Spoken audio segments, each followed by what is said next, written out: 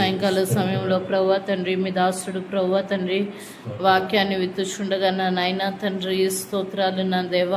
అయ్యా తండ్రి, మీ మహిమ కలిగిన మాటను ప్రభు, మీ జీవము గల మాటను మా మధ్యలో మీరు వెల్లడి చేయమని వేడుకుంటున్నాం. సహాయం దయచేయండి, కనికరించి కృప చూపించి ప్రభు మీరే నడిపించి అయ్యా మీ దాసుని ప్రభువా తండ్రి, మా ప్రభువా నోటి ద్వారా ప్రభువా మీరే మాట్లాడి మీ నామానికి మహిమ గంత ప్రభావం పొందుకొనమని యేసునామములో అడిగి వేడుకొంచున్నాం తండ్రి. ఆమేన్. Praise the lord. హల్లెలూయా.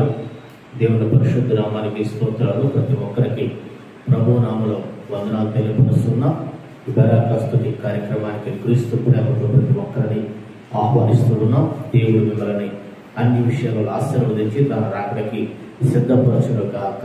దేవుడు ఈ మే నెలంతా మొదటి రోజు నుంచి చివరి వరకు తన కృపా రెక్కల చెండను భద్రపరిచి కాపాడినందుకై కృతజ్ఞతాస్తుతులు చెల్లించే భక్తులమై ఉన్నాం.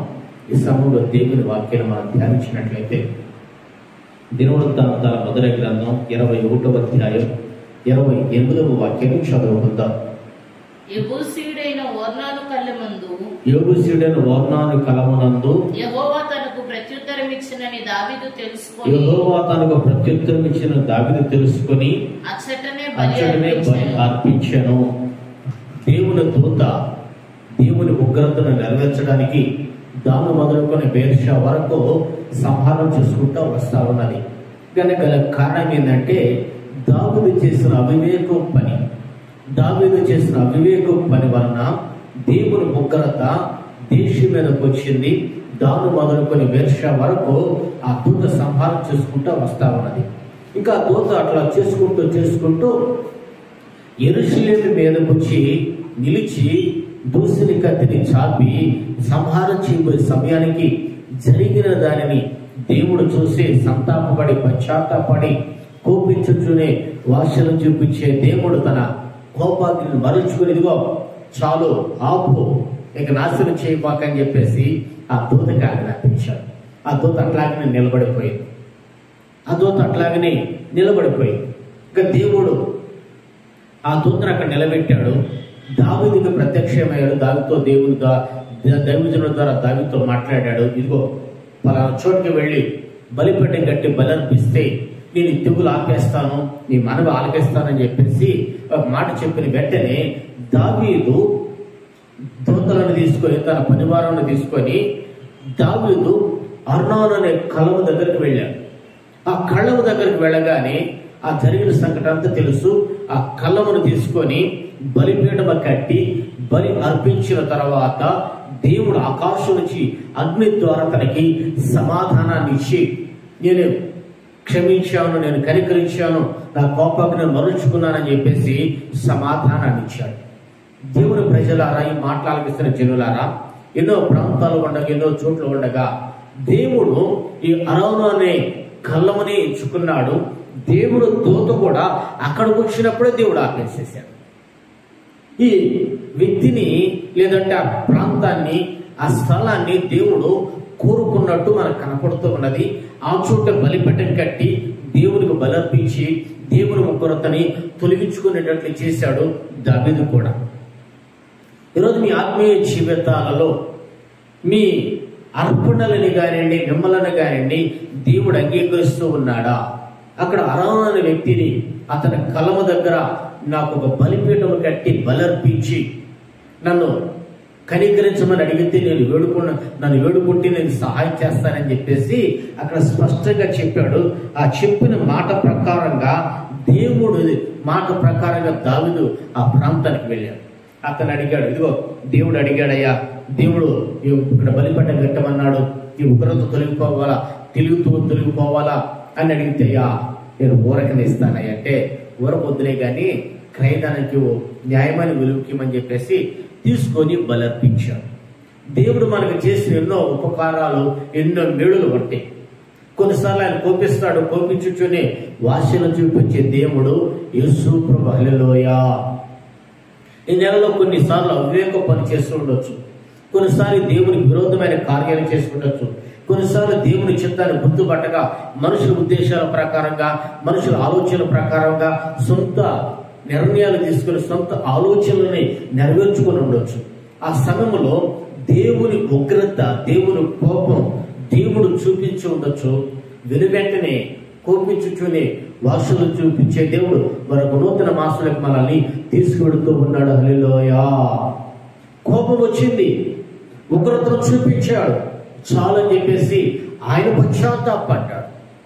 కనుక ఈ నెలలో ఏ ఏ విషయాలలో దేవునికి బాధకరంగా ప్రవర్తించామో, ఏ ఏ విషయాలలో దేవునికి ఆయాసకరంగా బ్రతికామో దేవునికి అప్పగించుకుని ప్రభువా నన్ను క్షమించు, ప్రభువా నన్ను కనికరించు, అడుగుపెట్టుకు నూతన మాసానికి నూతన జీవాన్ని, నూతన కృపను నాకు దయచేయమని అడగగలిగితే కోపించుచునే వాసులను చూపించే దేవుడు ప్రతి ఒక్కరిని కనికరించునుగాక, మిమ్మల్ని దేవుడు క్షమించునుగాక. ఏ విషయంలోనైనా సరే దేవునికి విరోధమైన పనులు చేయకుండా తప్పైపోయింది పశ్చాత్తాపడి ఒప్పుకుంటే వాళ్ళని దేవుడు అంగీకరిస్తాడు. ఇక్కడ దావీదు ఒక అవివేకం పనిచేశాడు, పశ్చాత్తాపడ్డాడు, దేవుడు కనికరించాడు. ఇక్కడ మనం ముఖ్యంగా తెలుసుకోవాల్సిన విషయం ఏంటంటే ఈ అరౌనా అనే కళ్ళమని దేవుడు ఎందుకు కోరుకున్నాడు. దేవదూత కూడా అక్కడ వచ్చి నిలిచినప్పుడు దేవుడు ఆపేసేసాడు. ఆ వ్యక్తిని, ఆ ప్రాంతాన్ని కొన్ని విషయాలు మనం ధ్యానించినట్లయితే ఈ వ్యక్తి యోబుసీయుడు అని రాస్తుంది. యోబుసీయుడు అంటే ఇశ్రాయేలు ప్రజలు కానానులోకి రాకమునుపు యోబుసీల ప్రాంతంలో ఉన్నారు. యోబుసీ పట్టణం అనేవాడు యెరూషలేముని. దావీదు రాజైన తర్వాత కూడా ఆ పట్టణాన్ని స్వాధీనపరుచుకున్నాడు. ఆ పట్టణాన్ని యెరూషలేముగా పేరు మార్చాడు. ఆ తర్వాత వెళ్ళిన కొంతమంది వెళ్ళిపోయారు, కొంతమంది అడిగిపోయారు, కొంతమంది బానిసలైపోయారు. కానీ ఈ వ్యక్తి గొప్ప వ్యక్తిగా ఉన్నాడు, గొప్ప వ్యక్తిగా ఉన్నాడు. ఆ వ్యక్తి గొప్ప వ్యక్తిగా ఉన్నాడు కనుక దేవుడు అతనిని కోరుకున్నాడు. అక్కడ మనం గమనించినట్లయితే చదవండి, దినవృత్తాంతాల మొదటి గ్రంథం 21వ అధ్యాయం 15వ వాక్యం. యెరూషలేమును నాశనము చేయుటకై దేవుడు ఒక దూతను పంపెను. అతడు నాశనము చేయబోచుండగా యెహోవా చూచి ఆ చేటు విషయమై సంతాపం ఉంది. నాశనము చేయి దూతతో చాలును, ఇప్పుడు చేయి ఆపమని సెలవీయగా ఆ దూత యెబూసీయుడైన ఒర్నాను కళ్ళెమునొద్ద నిలిచెను. చదవండి. దావీదు కన్నులెత్తి చూడగా భూమి ఆకాశం 20వ వాక్యం ఒకసారి చదివినట్లయితే ఒర్నాను అప్పుడు గోధుమలు నూర్చుచు ఉండెను. అతడు వెనుకకు తిరిగి దూతను చూచినప్పుడు అతడును అతనితో కూడా ఉన్న అతని నలుగురు కుమారులను దాగుకొనిరి. అక్కడ రెండు విషయాలు మనం గమనించినట్లయితే దేవుని ప్రజలారా, అరౌనా లేదంటే అర్నోనా అని చెప్పేసి రెండు మాటలు ఉంటాయి. సమూయేలు రాసిన 2వ గ్రంథంలో అరౌనా అని ఉంటది, ఇక్కడ అరౌనా అని ఉంటది. అతను గోధుమలు తొలగొడుతూ ఉన్నాడు. దేశమంతా వినాశనముతో దేవుని దిగులుతో బాధపడుతూ ఉన్నారు. ఇతను మాత్రం గోధుమలు తొలగొట్టుకుంటూ ఉన్నాడు. కానీ ఈ వ్యక్తి జీవితంలో దేవుని యొక్క ఆశీర్వాదం కానివ్వండి, దేవుని దీవెన కానీ ఖచ్చితంగా ఉన్నది. లేదంటే అతను గోధుమలు తొలగొట్టుకునే పరిస్థితి ఉండేది కాదు. దేశమంతా రాసు ప్రజలందరూ అల్లాడిపోతూ ఉన్నారు దేవుని ఉగ్రతని అనుభవిస్తూ.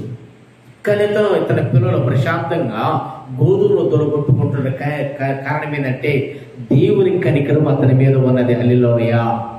దేవుని కనికరం నీ మీద ఉంటే నువ్వు చేసే ప్రతి ప్రయత్నము సఫలపరచబడింది. నీ ప్రయత్నాలన్నీ దేవుడు ఆశీర్వదిస్తాడు. దేవుని కనికరం లేకపోతే నువ్వు ఏ పని చేసినా అన్ని విఫలమైపోతాయి. ఈ నెలలో మీరు చేసిన ప్రతి పనుల్లో ఎందుకు విఫలమైంది, ఏ విధంగా సఫలమైందో మిమ్మల్ని మీరు ఒకసారి పరీక్షించుకోండి. దేవుని కనికరము మన మీద నిలిచినట్లుగా ప్రభువును అడుగుంటే నిత్యంగా ఆయన మిమ్మల్ని కనికరించునుగాక, ఈ ప్రయత్నాలను సఫలపరచునుగాక. అక్కడ ఇంకా మనం గమనించినట్లయితే అతను 4 కుమారులు ఉన్నారు. ఈ 4 కుమారులు ఎక్కడ ఉన్నారా అంటే తన తండ్రితో పాటు గోధుమలు తొలగొడుతూ ఉన్నారు.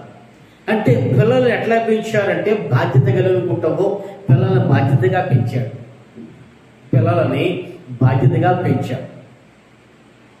ఈ రోజున కుటుంబంలో పిల్లలని ఎట్లా పెంచగలుగుతున్నారు, పిల్లలని ఏ విధంగా పెంచగలుగుతున్నారు? నీ పిల్లలు నీ దగ్గర ఉన్నారు. యోబు అంటారు, నా పిల్లలు నా భుజన బల చుట్టూ నా చుట్టూరు ఉన్నారని. నీ పిల్లలు ఎక్కడున్నారు ఇప్పుడు? నీ చుట్టూరు ఉన్నారా? రోడ్ల మీద తిరుగుతున్నారా? పోలీస్ స్టేషన్ల చుట్టూరు తిరుగుతున్నారా? తాగి తందనాలు ఆడుతున్నారా? అల్లరి చిన్నగా తిరుగుతున్నారా? నీ పిల్లలు ఎక్కడ ఉన్నారు? దేవుడి అరోనాన్ని జ్ఞాపకం చేసుకోవటానికి, అతని పొలాన్ని, అతని కలపు పుట్టిన స్థలాన్ని కోరుకోవడానికి గల కారణం ఏంటంటే, వీళ్ళు దేవుని దగ్గర భయభక్తులతో తండ్రి మాటకు లోబడ్డారు. ఎవరైతే తండ్రి మాటకు లోబడతారో వాళ్ళు దేవుని మాట వింటారు. కళ్ళ ముందు కనిపించే తండ్రి మాట వినకపోతే కనపడని దేవుని మాట వినగలుగుతారండి? వినగలుగుతారా? వెళ్ళారు. నీ కంటి ముందు నీ పెద్దలు చెప్పిన మాట విన్నప్పుడు కనపడని, నీ కంటి ముందు కనపడని దేవుని మాట వింటావా? వినడు.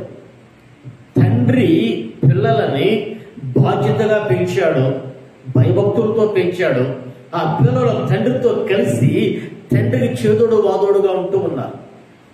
తండ్రి చేసే పనులలో బాధ్యత కలిగి ఉన్నారు. మాకు సంబంధం నీ మానను బతుకు, మా బతుకు మాదని చెప్పేసి అనలా. ఈ రోజున తల్లిదండ్రులు పిల్లల్ని ఎట్లా పెంచుతున్నారంటే బాధ్యత లేకుండా పెంచుతున్నారు. అందుకే ఎదిగిన తర్వాత, పెద్దవాళ్ళు అయిన తర్వాత తల్లిదండ్రులు పిల్లల మాట వింటలే, పిల్లలు తల్లిదండ్రులు లెక్క చేయట్లేదు. రే అనే ఒక మాట చెబితే పిల్లలు వినే పరిస్థితి లేదు. పిల్లల్ని గద్దించి బుద్ధి చెప్పే స్థితిలో తల్లిదండ్రులు అంతకన్నా లేదు. కారణం ఏంటంటే వీళ్ళు బాధ్యతగా ఉంటే, వీళ్ళు క్రమంగా ఉంటే పిల్లలు కూడా మాట వింటారు. పిల్లలు మాట వింటారు. ఆ నలుగురు పిల్లలు ఎక్కడ ఉన్నారా అంటే తండ్రి దగ్గర ఉన్నారు. తండ్రి చేసే పనుల్లో తోడుగా ఉన్నారు. తండ్రి చేస్తున్న పనులు బాధ్యతగా నెరవేరుస్తున్నారు. వాళ్ళు ఒక గొప్ప కుటుంబంగా మనకు అక్కడ కనపడుతూ ఉన్నది. చాలా సంపన్నమైన కుటుంబంగా కనపడుతూ ఉన్నది. ఆ సంపన్నమైన కుటుంబంలో పనులు ఉంటారు. కూలికి పిలుచుకొచ్చి ఆ కూలి వాళ్ళ చేత పని చేపిస్తూ వీళ్ళు చక్కగా వాళ్ళ మీద పెత్తనం చేయొచ్చు, చలామణి చేయొచ్చు. కానీ పిల్లలు ఏం చేస్తున్నారంటే, పిల్లలు తండ్రితో పాటు తండ్రి కూడా కష్టపడి ప్రయాసపడుతున్నారు, బాధ్యత కలిగి ప్రవర్తిస్తూ ఉన్నారు.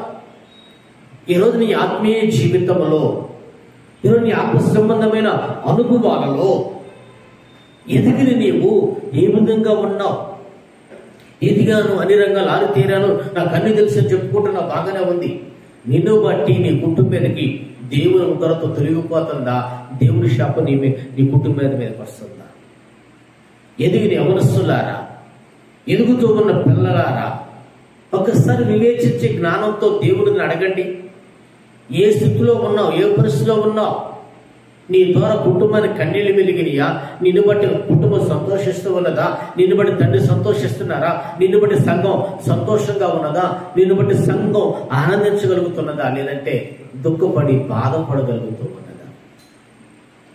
ఎదిగిన పిల్లల జీవితాలు ఈ రోజున ఎట్లా ఉన్నాయి అంటే, రెక్కలు వచ్చిన పక్షి గూడు వచ్చి పారిపోతుంది అని ఎట్లుగా మా బ్రతుకు మాదని చెప్పేసేసి ప్రవర్తిస్తూ ఉన్నారు. కారణం ఏంటంటే, కొంత తల్లిదండ్రులేనండి పిల్లల్ని గారాబం చేస్తారు, బాధ్యతలు నేర్పించరు, పద్ధతులు నేర్పించరు, క్రమ పద్ధతులు పెంచరు. మా పిల్లలకి ఏమంటే బంగారం అంటారు, మా పిల్లలకి ఏమండి బంగారం అని పిల్లలు చేసిన పనులు వెనకేసుకొస్తారు. కానీ పిల్లలు చేసిన పనులు గ్రహించి, గద్దించి, బుద్ధి చెప్పి, ఏం చేస్తున్నావు, ఏం చదువుతున్నావు, ఎక్కడికి వెళుతున్నావు అని చెప్పేసి పిల్లలను గనక పరామర్శించి, పిల్లలు గనక విమర్శిస్తే, పిల్లలు గనక చక్కబెడితే వాళ్ళని జాగ్రత్తగా గెలుగుతారు, భయభక్తులతో ఉంటారు. ఈరోజు నీ ఆత్మీయ జీవితంలో ఎట్లా ఉన్నావు? దావీదు ఉన్నాడు, చిన్నవాడు, బాల్యదనాల్లో ఉన్నాడు. వాళ్ళ నాన్న ఒక మాట చెప్పాడు, నాయనా మీ అన్నోళ్ళు యుద్ధంలోకి వెళ్ళారు, వాళ్ళు ఎట్లా ఉన్నారు, యోగక్షేమాలు ఎట్లా ఉన్నాయో తెలుసుకుని రాపోమని చెప్పేసి పంపించాడు. పంపించేటప్పుడు దావీదు బాధ్యత కలిగిన వ్యక్తి ఏం చేశారంటే, తన గొర్రెలని ఒక కాపరకు అప్పగించాడు. తన గొర్రెలని ఒక కాపరకు అప్పగించాడు.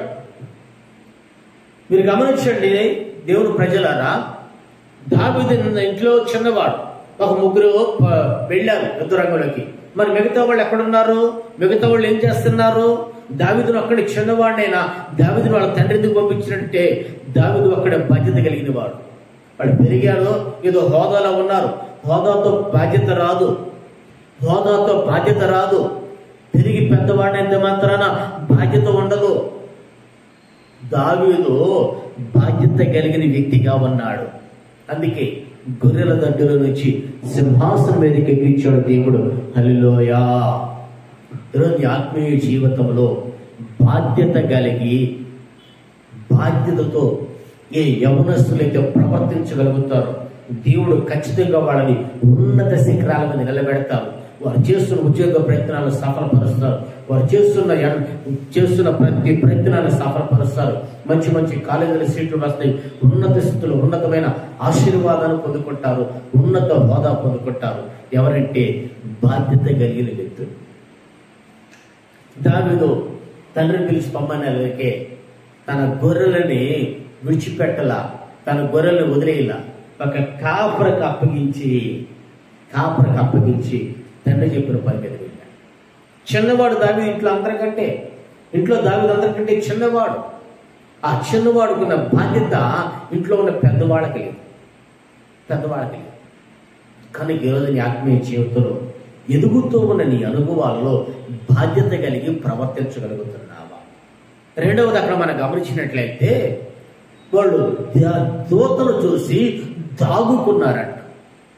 ఏం చేశారంటే దాక్కున్నారు. ఉగ్రత దినం తొలగిపోయేంత వరకు దాగియుండు అని చెప్పేసి యెషయా గ్రంథకర్త చెబుతున్నాడు. ఉగ్రత వచ్చింది, ఆ ఉగ్రత తీరేంత వరకు దాగి ఉండండి అంటే మాకేమైంది అని చెప్పేసి రొమ్మురుచుకుని ముందుకు పోయామనుకోండి, ఉగ్రతలో చిక్కుంటావు, ఏమైపోతావు వీడికి అర్థం కాదు. దేవదూత దూతని కనపడగానే వీళ్ళు భయం వేసి అందరూ దాక్కున్నారు. తండ్రి పిల్లలందరూ కలిసి దాగుకున్నారు. ఎప్పుడైతే దావీదు సేవకులు జనులు వస్త్రం మొదలుపెట్టారు, చూశాడో అప్పుడు ధైర్యంగా వెళ్ళి దావీదుకి సాష్టాంగ నమస్కారం చేశాడు. ఈ అరౌను సాష్టాంగ నమస్కారం చేశాడు. అంటే సమస్యలు వచ్చినప్పుడు దాగి ఉండాలా. కొన్నిసార్లు దాగి ఉంటూ నేర్చుకోవాలి. దాగి ఉంటూ చేత కాకపోతే ఎదురు దెబ్బలు తింటారు, నష్టపోతారు, ఇబ్బంది పడుతూ ఉంటారు జనులారు. నాకేమైందిలే, నాకు అన్ని తెలుసులే, నన్ను ఎవరేమంటారులే, నన్ను ఎవరేమని అడుగుతారులే అని చెప్పేసి నా అంతటా వాడు లేడని చెప్పేసి అన్నిట్లో ముందుతూ ఉండకూడదు. కొన్ని విషయాల్లో వెనక తగ్గాల, కొన్ని విషయాల్లో దాగి ఉండాలా, కొన్ని విషయాలలో తల ఉంచుకొని వెళ్తా ఉండాలి. ఎప్పుడైతే ఆ విధంగానో ఇది ఉగ్రత దినము, ఈ ఉగ్రత తొలగేంత వరకు యేసయ్య చేతి నీడలో నేను దాగి ఉంటాను. యేసయ్య నీ రెక్కల చాట నాకు ఆశ్రమం కలుగు చేయి. ఈ ఉగ్రత తొలగిపోయేంత వరకు నీ రెక్కల చాట నన్ను భద్రపరచయ్యా, ఈ ఉగ్రత నుంచి నన్ను విడిపించని చెప్పేసి ప్రభుని అడిగి ప్రార్థన చేస్తే రాబోతున్న ఉగ్రతను ఆయన తెలియపరుస్తాడు. ఆయన చేతి నీడలో నేను కప్పి దాచి ఉంచుతాడు. నువ్వు క్షేమంగా ఉంటావు. కరువు రాబోతుందని చెప్పేసి పెదరాలకి వర్తమానం పంపించి చెప్పురమ్మన్నాడు దైవజనుడి. అమ్మా కరువు రాబోతుంది, నువ్వు ఎక్కడ బతకగలిగితే ఎక్కడ దూరం వెళ్ళిపోమన్నాడు. ఆమె అమ్మన్నది, అయ్యా కరువు వస్తే ప్రాంతం అంతా కరువు వస్తుంది కదా, నా ఒక్కదాన్ని దూరంగా పొమ్మన్నావు, మరి వీళ్ళందరూ ఇక్కడ ఉంటారు కదా నా అన్నదండి. అనల్లా. కరువు వచ్చిందంటే అందరూ బాధపడతారు కదయ్యా. నన్ను ఒక్కదాన్ని ఊరు విడిచిపెట్టుకోమంటున్నావు, నన్ను ఒక్కదాన్ని పిల్లలు తీసుకొని ఏడన్నా బతుకు తిరుగు వెళ్ళమని చెప్తున్నావు. మరి వీళ్ళంతా ఏమైపోతారు, వీళ్ళంతా బ్రతుకుతారు అట్లా. దైవజనుడు చెప్పిన ఆ మాటకు లోబడి తన పిల్లోడు తీసుకొని బ్రతకగలిగిన చోటకి వెళ్ళింది. దాగి ఉంది, కొన్ని సంవత్సరాలు దాగి ఉంది. మరి వీళ్ళు ఎట్లా వాళ్ళు బ్రతికారు, ఇబ్బందులు పడ్డారు, బాధలు పడ్డారు. కరువు వస్తే ఇబ్బంది బాధ లేకుండా ఉంటాయా?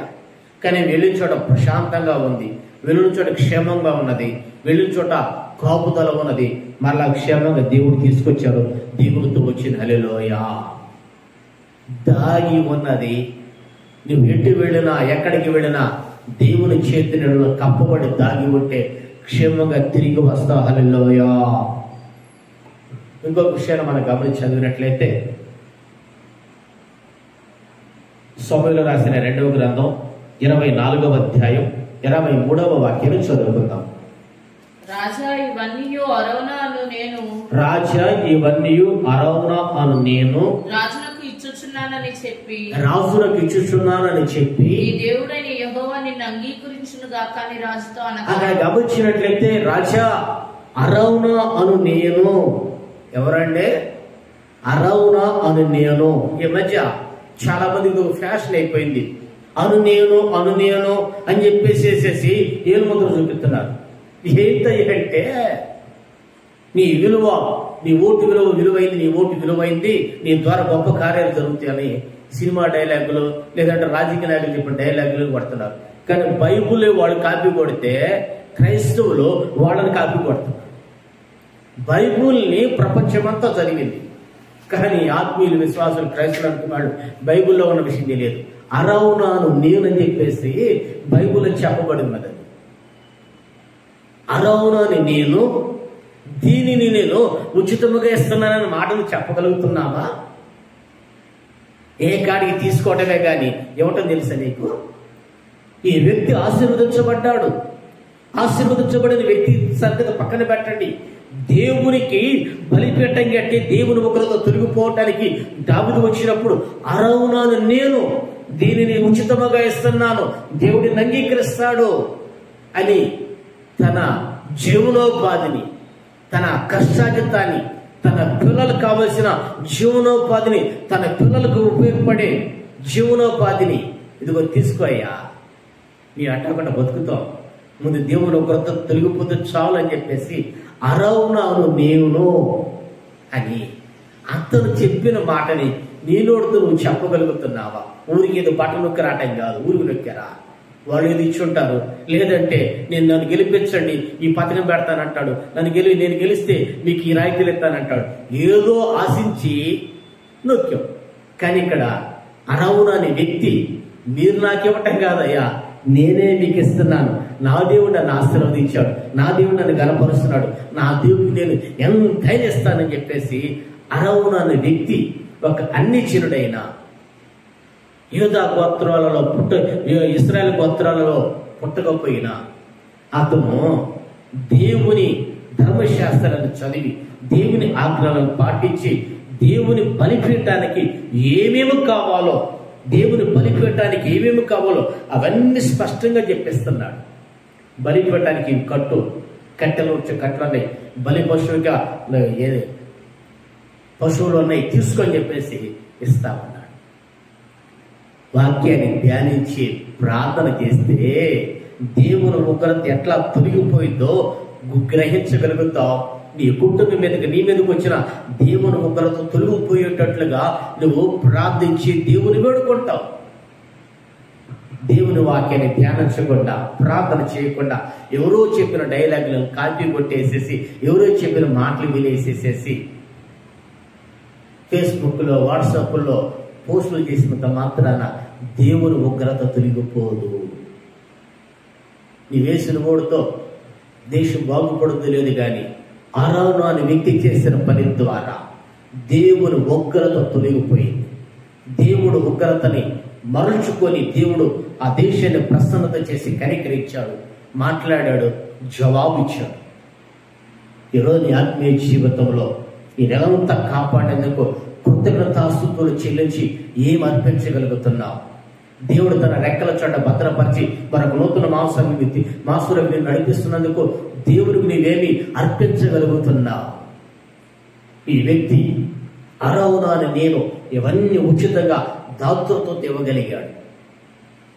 అందుకే దేవుడు ఇశ్రాయేలు 12 గోత్రాలలో ఉన్న ఏ స్థలాన్ని కోరుకోలేదు, ఏ స్థలంలో దేవుని దూత నిలబడలేదు, ఏ స్థలంలో దేవుని దూత ఆగమని చెప్పలేదు. దేవుడు ఇక్కడే దేవుని దూతని ఆగు అన్నాడు, ఆ దూత అక్కడే ఆగిపోయింది. దావీదు వెళ్ళాడు ఆ స్థలములో, అయ్యా ఉచితంగా అవసరం లేదు, నేను కొంటానని చెప్పేసి దావీదు ఇచ్చాడు. అతను కూడా దాతృత్వాన్ని చూపించాడు. వెంటనే బలిపీఠం కట్టి బలర్పించి దేవుని వేడుకుంటే దేవుడు దేశము పక్షాన్ని చేసిన మనవి ఆలకించి దేవుడు దేశాన్ని కనికరించాడు. ఆత్మీయులారా, పరిశుద్ధులారా, ఈరోజు ఆత్మీయ జీవితంలో దేవునికి ఒక బలిపీఠం కట్టి వేడుకోగలిగితే ఆయన ప్రసన్నుడవుతాడు, ఆశీర్వదిస్తాడు, క్షేమాన్ని దయచేస్తాడు, నెమ్మది కలుగు చేస్తాడు, కోపించుని వర్షంలో చూపిస్తాడు. ఆయన ఉగ్రత తొలగిపోయింది. నీ జీవితం ఆశీర్వాదకరంగా ఉంటుంది. నువ్వు చేసే ఒక్క చిన్న పని ద్వారా, నువ్వు చేసే ఆ చిన్న పని ద్వారా అరవున అను నేననే విధముగా ఒక త్యాగపూరితమైన దాతృత్వాన్ని చూపిస్తే దేవుడు తన కోపాగ్ని నిన్ను మర్చుకుంటాడు. నిన్ను బట్టి దేశానికి ఆశీర్వాదం, నిన్ను బట్టి దేశానికి క్షేమం, నిన్ను బట్టి దేశానికి దేవుని దీవెన కలిగింది. ప్రజలందరూ సంతోషించారు, ప్రజలందరూ ప్రశాంతంగా ఉన్నారు. ఇదిగో దహన బలులకు ఎద్దులు, కట్టెలకై నురిపిడి సామ్రాగ్రి, నైవేద్యమునకు గోధుమ పిండి ఇదంతయు నేను ఇచ్చేదనని దావీదుతో నేను. అక్కడ బలికి కావలసిన సామాగ్రిని స్పష్టంగా వస్తువులు చెప్పి ఇది నేను ఇస్తా ఉన్నాను అన్నాడు. కారణం ఏంటంటే అతను దేవుని వాక్యాన్ని ధ్యానించి దేవుని ధర్మశాస్త్రాన్ని క్షుణ్ణంగా ధ్యానించిన వ్యక్తి కనుక బలిపీఠానికి, దహన బలికి, నైవేద్యానికి ఏవేమి కావాలో అవన్నీ నేను ఇస్తావన్నాను అన్నాడు. నీ ఆత్మీయ జీవితంలో ఎప్పుడైతే దేవునికి నువ్వు బలిగా అర్పించుకోగలుగుతావో దేవుడు నిన్ను అన్ని విషయాలలో అంగీకరించి ఆశీర్వదిస్తాడు. ఎప్పుడైతే నువ్వు దేవునికి బలిగాను అర్పణగాను అర్పించబడతావో నీ ద్వారా దేశోక్షేమంగా ఉంటది, సంఘోక్షేమంగా ఉంటది. నిన్ను బట్టి అనేకులు ప్రభును తెలుసుకుంటారు, అనేకులు ప్రభు రాకడ సిద్ధపడతారు. పాపం నుంచి, లోకం నుంచి, శాపం నుంచి విడుదల పొంది యేసయ్య రాకడికి సిద్ధపడగలుగుతారు. కనుక నీవు ఏదో సెలబ్రేట్ చెప్పినట్టు చెప్పకుండా అరవున అను నేనని చెప్పేసి దేవుని వాక్యాన్ని చెప్పగలిగితే, దేవుని వాక్యాన్ని ప్రజలకి పంచగలిగితే నీ ద్వారా నశించిపోయి ఆత్మలు రక్షించబడతారు, ప్రభు రాకడికి సిద్ధపడతారు. హల్లెలూయా. యేసు ప్రభు మేఘమండలం మీద కేంద్రించబోతున్నాడు. సర్వలోక సైన్య సమూహముతోటి ఆయన రాకడికి సిద్ధపడి, ఆయన రాకడికి ఎదుర్కోవడానికి నువ్వు సిద్ధంగా ఉండి నీ ఆత్మని నూతన పరుచుకొని పరిశుద్ధుల్లోంచి పరిపూర్ణ చెంది నీ ఆత్మీయ జీవితాన్ని చక్కబెట్టుకుని కాపాడుకొని ప్రభు రాకడికి సిద్ధపడగలిగితే మేఘమండలం మీద ప్రభుని ఎదుర్కొంటాం. ప్రభుత్వం మన యుగాలు నివసించగలుగుతాం.